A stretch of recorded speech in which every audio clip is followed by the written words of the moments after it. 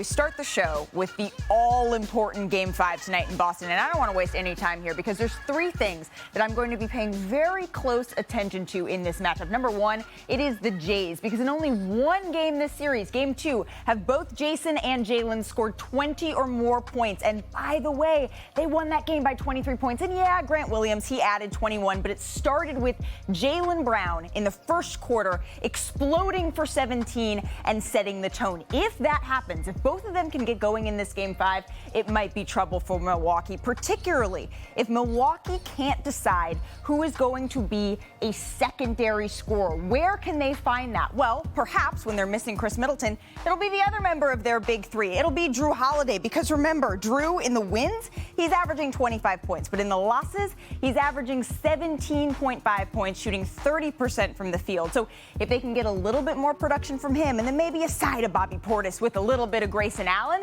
then they'll really be cooking, particularly if Giannis, the closer, shows up. And look, I don't need to stand here and talk about Giannis's toughness. We all know how much of a freak he is, literally. The only reason that we're bringing this up is with 5 minutes left in the last game, Mike Budenholzer had to bring him to the bench. That's how tired he was, and they were down by 3 at that point. We've seen Giannis do this. He showed up in Game 6 of the finals. He had more than 42 minutes that he was playing in that game, plus he had 13 points in the final quarter. Giannis can do it. If that shows up, if that version of Giannis is there in Game 5, whoo-wee, they might have the lead heading back to Milwaukee.